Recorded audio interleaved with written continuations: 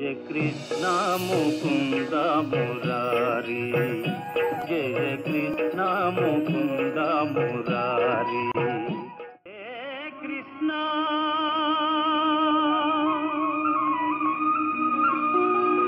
ముకుంద మురారి.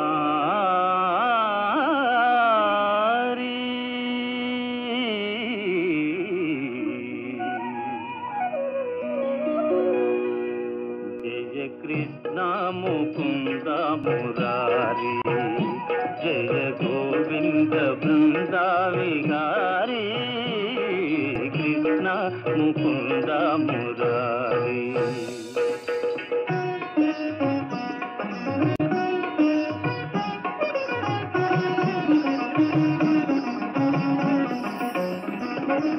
దేవకి పంట వసుదేవు వెంట, దేవకి పంట వసుదేవు వెంట, యమునను నదిరేయి దాటితి వంట.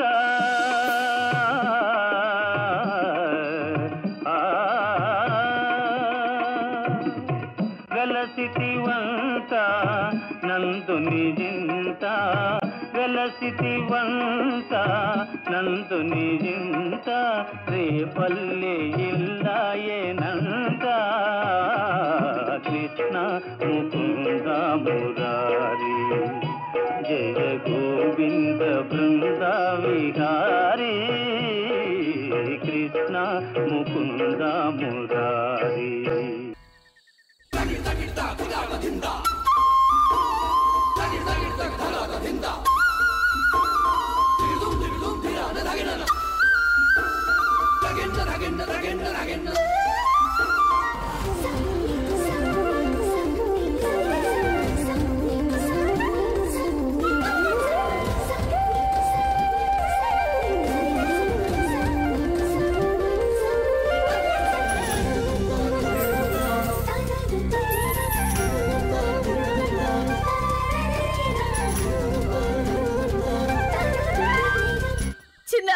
కృష్ణ,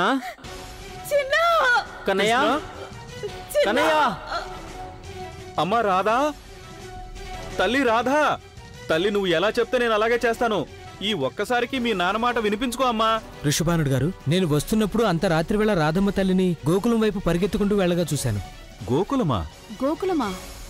ఎద్దుల బండి సిద్ధం చెయ్యి, మనం వెంటనే గోకులానికి వెళ్ళాలి. ఆయన చిన్న సైగ చేస్తేనే చాలు, ఈ విశ్వమంతా ఉత్సాహంతో నాట్యం చేస్తుంది. అలాంటి ఆయనే ఇవాళ రాధాదేవి కోసం వేణువు వాయిస్తున్నాడంటే ఎంతటి అద్భుతమైన దృశ్యమో కదా ఇది.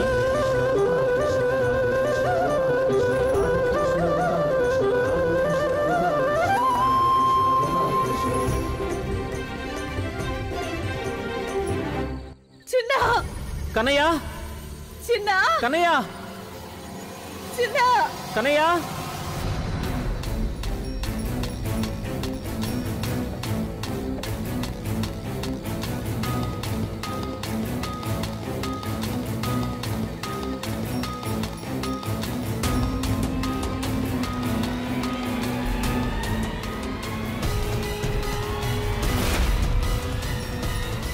తల్లి రాధా,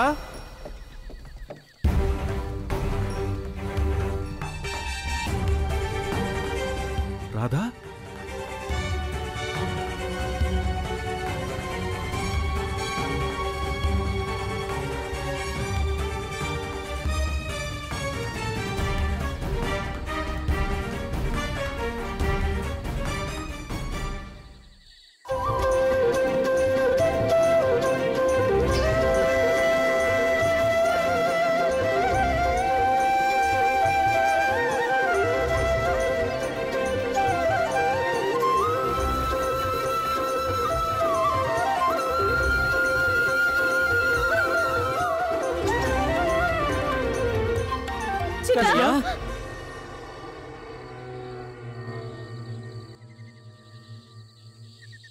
చిన్న అమ్మా, నేనేమీ అలసిపోలేదు. ఆ గోపిక కాళ్ళే అలసిపోయాయి. నాన్నగారు, నేను అలసిపోలేదు. ఆ గోపాలుడు వేణువే అలసిపోయింది. చిన్న చిన్న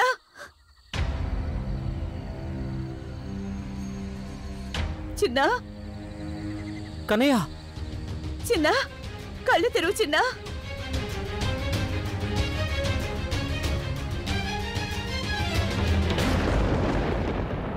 గర్జిస్తున్నాయి మేఘాలు, గగనమంతటా కారు మేఘాలు. ఫెళఫెళమంటూ కాంతి పుంజములతోటి వంచకుడు విష్ణువు ఆగ్రహం చూపుతున్నాడిలా.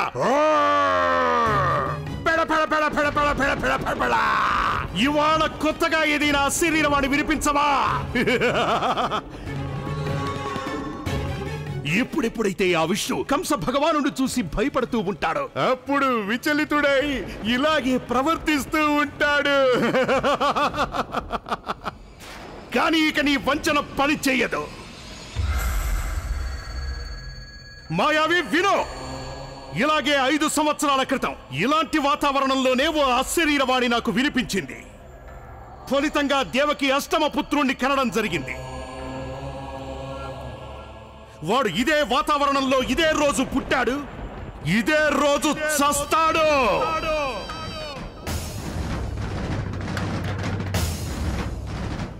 ఇదే ఈ కంస భగవానుడు వినిపించే కంసవాణి.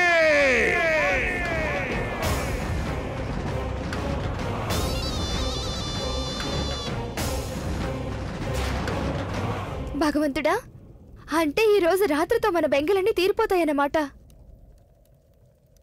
లేదు లేదు హస్తి, బెంగ కాదు, ఇది ఆనందం. చాలా ఆనందం కలుగుతుంది కదా ప్రాప్తి. ఒకవేళ దేవకీకి కనుక ఈ పుట్టినరోజు శుభగడియల్లో తన అష్టమ సంతానం హతమయ్యాడని గనక తెలిస్తే,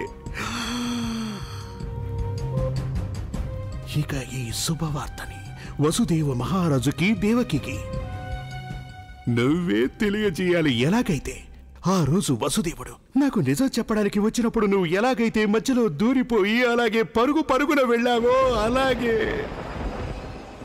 మహారాజా మహారాజా మహారాజా తమరి తమరి తమరి పుత్రుడు అష్టమ సంతానం హత్యకు గురయ్యాడు మహారాజా అని చెప్పాలి. అది వినగానే దేవకి మహారాణి అక్కడికక్కడే కుప్పకూలిపోయింది.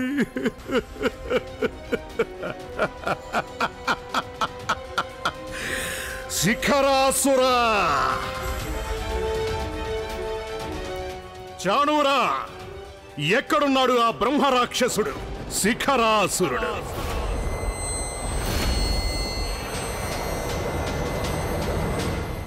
ఆ శిఖరాసురుని మీద నాకు చాలా నమ్మకం ఉంది. నా మీద కంటే తన మీదే నమ్మకం ఉంది. ఎందుకు తెలుసా? ఎందుకంటే విష్ణుకి నాకు మధ్య వైరం ఈ జన్మలోనే మొదలైంది. కానీ ఆ శిఖరాసురుడు ఆ వంచకుడి కోసం యుగ యుగాలుగా వెతుకుతున్నాడు. ఆ బాలుని కోసం ఈ కంసుని కంటే ఎక్కువగా తాపత్రయపడుతున్న వారెవరైనా ఉంటే అది శిఖరాసురుడు. శిఖరాసురుడు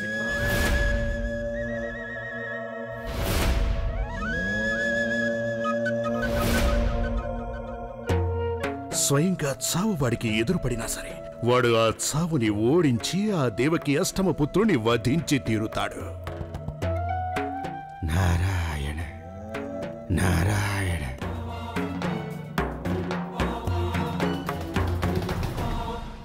ప్రభు, అసలు ఎవరతను? అతని నోటి వెంట ఎప్పుడూ మీ నామమే వెలువడుతోంది. అయినా అతనికి విమోచనం లభించలేదే? అవును ప్రభు, ఆ బ్రహ్మరాక్షసుడు ఎన్నో యుగ యుగాలుగా నారాయణ మంత్రాన్ని జపిస్తూనే ఉన్నాడు. అయినా అతనికి పాపాల నుంచి విమోచన ఎందుకు లభించడం లేదు? దానికి కారణం ఏమిటి ప్రభు? దేవర్షి, మానవుని కర్మలు ఎన్నడూ అతన్ని వెన్నాడుతూనే ఉంటాయి. అతను ఎప్పుడు ఏ యుగములో ఏ పాపములకు పాల్పడి ఉన్నా దానికతడు దండన అనుభవించక తప్పదు. ఆ శిఖరాసురుని పాపములు ఎటువంటివంటే యుగ యుగాలతో పాటుగా అతని పాపములు పెరుగుతూనే వచ్చాయి. అందువల్లే నిరంతరం తాను నా నామజపం చేసినప్పటికీ అతడిని బ్రహ్మరాక్షస రూపం వదిలిపెట్టడం లేదు దేవి. కాని ప్రభు, అతను చేసిన పాపాలు ఎలాంటి పాపాలు? మిమ్మల్ని జపించినా కూడా అతనికి పాప విమోచన ఎందుకు లభించడం లేదు? దేవి, ఆ శిఖరాసురుడు వ్యక్తిగతంగా చేసిన పాపములే కాదు, సమాజానికి హాని కలిగించాడు. అతడు చేసినటువంటి పాపముల కారణముగా సమాజములో ఒక కొత్త పోకడ అది ఆరంభమైనది దేవి. అదేమిటంటే ముల్లోకాలలో స్త్రీల పవిత్రతని సందేహించేటువంటి కుసంప్రదాయం. అప్పటి నుంచే ఒక పతివ్రతా స్త్రీని సందేహపడి ఆమెకు అన్యాయం జరుగుతూ వచ్చిందో అదే పాపము ఆ శిఖరాసుని పాపాల్లో జమ అవుతూ వచ్చింది. అందువలనే అతని పాపములకు విమోచన లభించటానికి బదులుగా ఆ పాపములు మరింతగా పెరుగుతూ వచ్చాయి దేవి. ప్రభు, ఇంతకీ అతనెవరు? అంతటి అధర్మానికి పాల్పడిన ఆ వ్యక్తి ఎవరు? దేవి, అతనెవరో నీవు గుర్తించలేకపోయావా? ఇతనే ఆ రజకుడు. త్రేతాయుగములో నీవు సీతావతార సమయములో నీ పాతివ్రత్యం మీదే ఆరోపణ చేసినవాడు. ఒక పతివ్రత స్త్రీమూర్తిని పతిత అన్నవాడు అతనే. ఆ రావణుడితో ఇన్నాళ్లుగా ఉంటూ వచ్చిన ఆ స్త్రీ పవిత్రురాలు ఎలా అవుతుంది? భార్య గనుక ఒక్క రాత్రైనా ఎవరో పరాయి పురుషుడి ఇంట ఉండుంటే ఆ భార్యను వెంటనే త్యజించాలి. ఆ భార్య తన పవిత్రత గురించి ఎన్ని ఆధారాలు చూపించినా సరే వాటిని నిజాలుగా ఒప్పుకోకూడదు.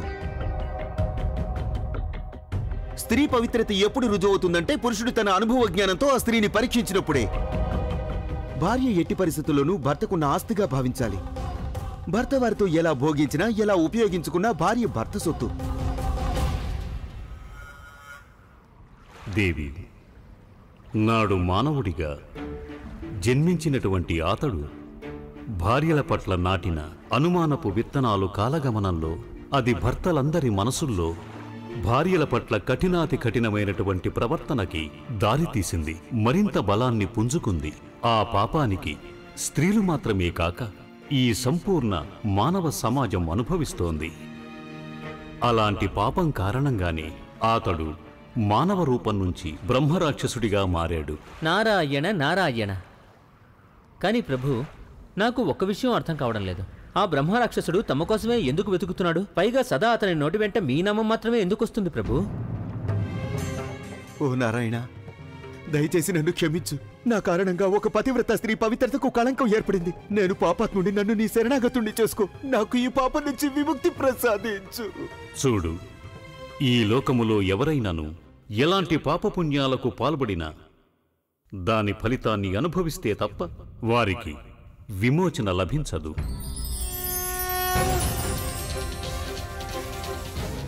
నారాయణ, నారాయణ, నన్ను ఇలా వదిలిపెట్టి వెళ్ళిపోవద్దు. ఈ పాపం బతుకు నుంచి విమోచన కలిగించు నారాయణ. నారాయణ ప్రతీకారం, నారాయణ ప్రతీకారం, నారాయణ ప్రతీకారం, నారాయణ ప్రతీకారం.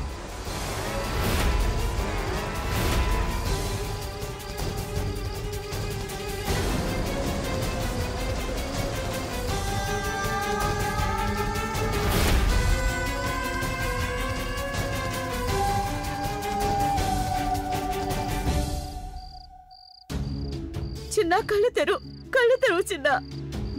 తల్లి రాధా, కళ్ళు తెరిచి చూడమ్మా. మీ నాన్నగారు నీ పక్కనే ఉన్నాడు, చూడు. కన్నయ్య, కృష్ణయ్య, కృష్ణయ్య, కన్నయ్య. చిన్న, చూడు చిన్న, మీ అమ్మ నీ కళ్ళ ముందే ఉంది. కళ్ళు తెరువు. అమ్మ రాధా, అమ్మా కళ్ళు తెరువమ్మా.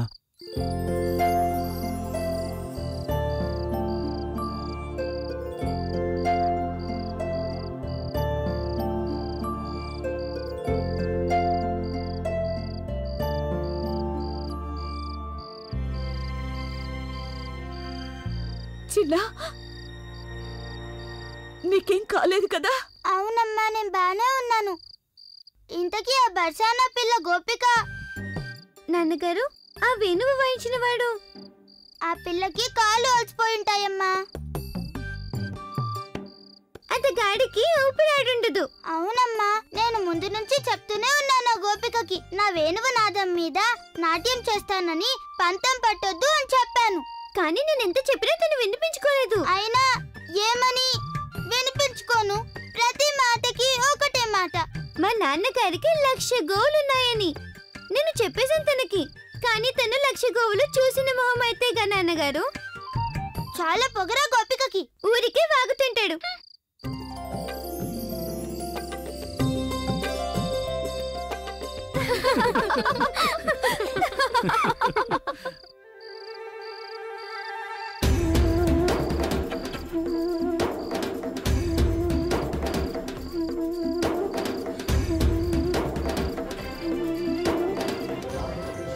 నువ్వు ఇక్కడే ఉన్నావా?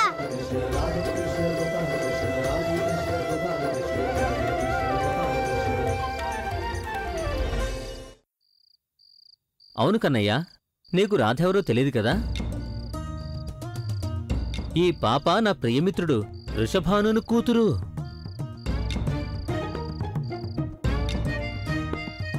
అవును, ఇతగాడే ఆ కృష్ణుడు. ఇతన్ని చూడ్డానికి నువ్వు మొదటిసారి కళ్ళు తెరిచావు. అలాగే కృష్ణయ్య, ఈ రాధని చూసిన నువ్వు ఎంతో సంతోషపడేవాడివి నువ్వు, తెలుసా? నాన్నగారు, నాకు గనక ఈ సంగతి ముందే తెలుసుంటే నేను అసలు కళ్ళు తెరిచి ఉండేదాన్నే కాదు.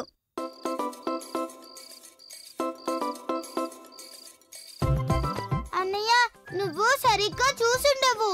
నేను సంతోషించడం లేదు, నేను ఆ రోజు బాధపడుతున్నాను.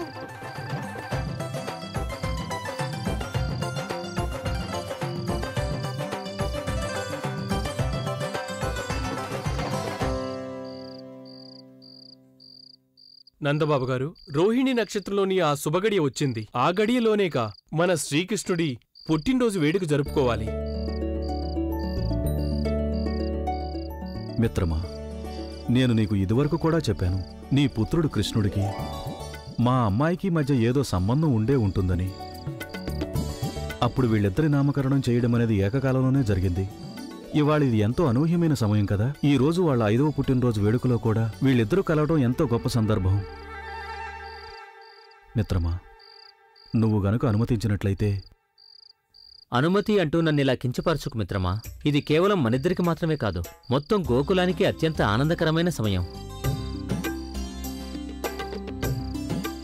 ఇప్పుడిక రాధకి కృష్ణునికి పుట్టినరోజు పండుగ ఏకకాలంలోనే ప్రారంభమవుతుంది.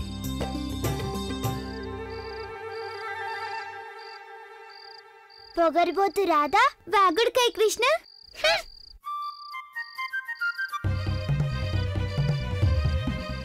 రాధా, కన్నయ్య, మీ ఇద్దరి వేళాకోళాలు రాబోయే సమయానికి గాను కొంచెం దాచుంచండి. అవును రాధా, ఈ రోజేమో నీ పుట్టినరోజు పండుగ, పైగా కృష్ణయ్య కూడా నీ చెంతనే ఉన్నాడు. మరి పుట్టినరోజు పండుగ చేసుకుందామా?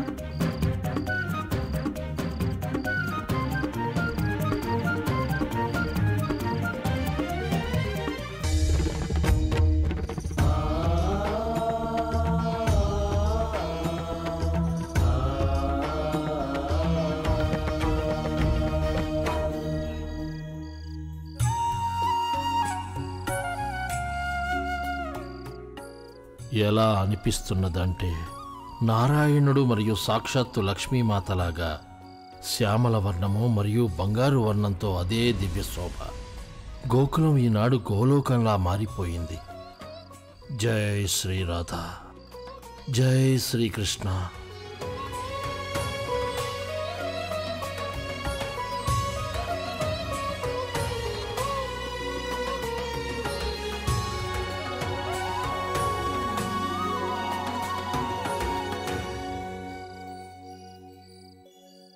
ఓం రాధాకృష్ణాయ నమః. ఓం రాధాకృష్ణాయ నమః.